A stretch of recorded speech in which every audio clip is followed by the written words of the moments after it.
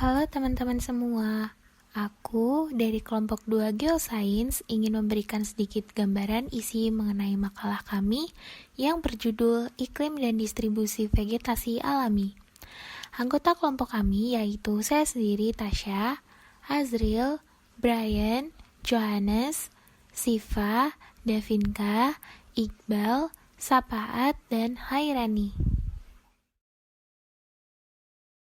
Menurut WMO, iklim adalah nilai yang terdapat pada unsur cuaca dan dirata-ratakan selama 30 tahun terakhir, serta menggambarkan sifat dari atmosfer. Iklim adalah paduan perubahan dari unsur cuaca dalam jangka panjang di suatu wilayah.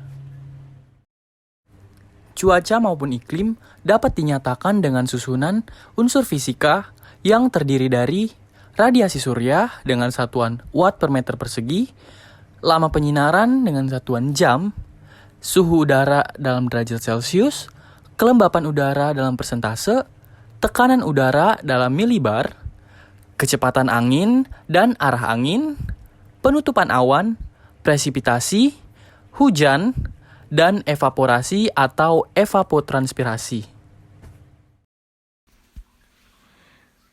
Vegetasi merupakan keseluruhan spesies tumbuhan yang terdapat pada suatu wilayah tertentu dengan memperlihatkan pola distribusi berdasarkan ruang dan waktu.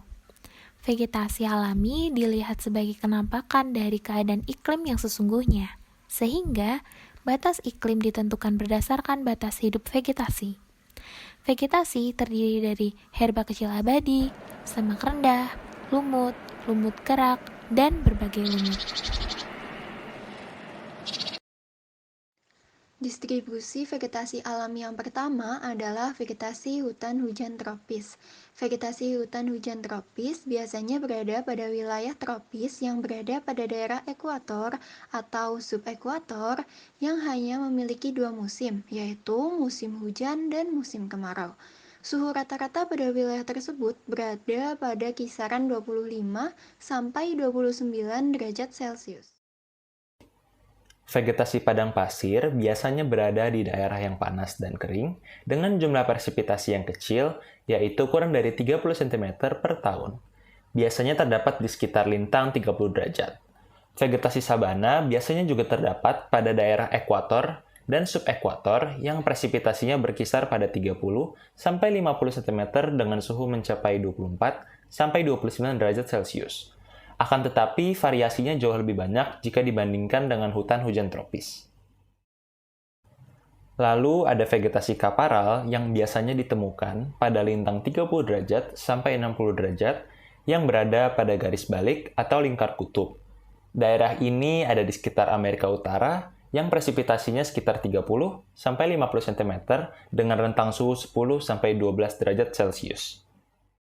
Vegetasi temperate grassland memiliki ketimpangan musim yang cukup jauh, di mana kering pada musim panas dan basah pada musim dingin.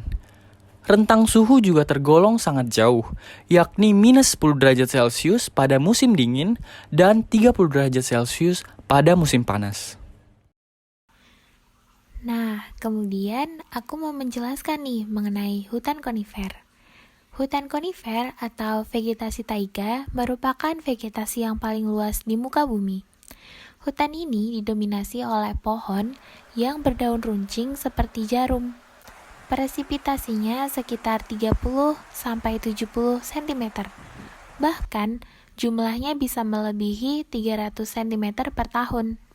Suhunya berada pada minus 50 derajat Celcius apabila mengalami musim dingin, dan 20 derajat Celcius apabila mengalami musim panas. Vegetasi hutan musim, yaitu hutan yang mengalami perubahan pada saat musim tertentu. Musim di wilayah ini terdapat 4 jenis musim, yaitu musim panas, musim gugur, musim salju, dan musim semi. Presipitasinya sekitar 70 sampai 200 cm per tahunnya, dengan rentang suhu 0 derajat Celcius pada musim dingin dan 35 derajat Celcius pada musim panas. Selanjutnya ada vegetasi tundra. Vegetasi tundra yaitu vegetasi yang wilayahnya berada pada daerah kutub-kutub bumi. Tempat ini akan didominasi oleh salju.